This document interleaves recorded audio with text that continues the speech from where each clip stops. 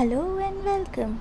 Today we are going to learn how we can grow fenugreek or methi at our home very easily and very quickly in just 5 days.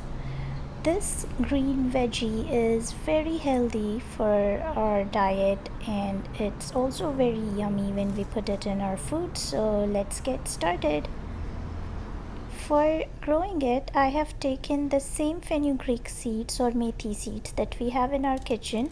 I have taken a handful of it and I'm going to take a bowl, add some water in it to soak the seeds. So I filled up the bowl and now I'm adding the seeds in it for it to soak. I'm going to put it to soak for 12 hours. Before that I'm just stirring it. It's not necessary, guys, it's just for my own sanity I'm doing it. It's totally optional. If you want to do it, you can.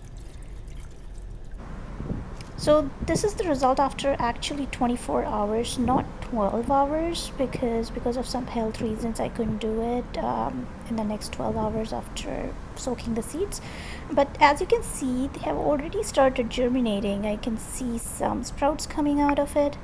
The soil that I have taken is 70% garden soil or 70% potting mix and 30% cow manure. I have just added 20% of cow manure for now, and I have also added some portions of the compost that I was making. I just added it into the soil and I am covering it up with more mixture of the soil that I made. Why I just added 20% manure in it? Because I'll be adding 10% later.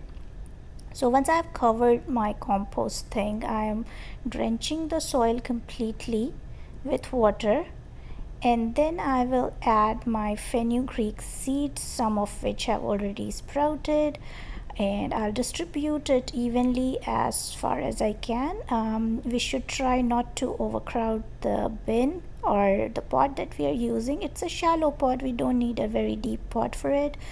I'm using a light tool to distribute the seeds more evenly.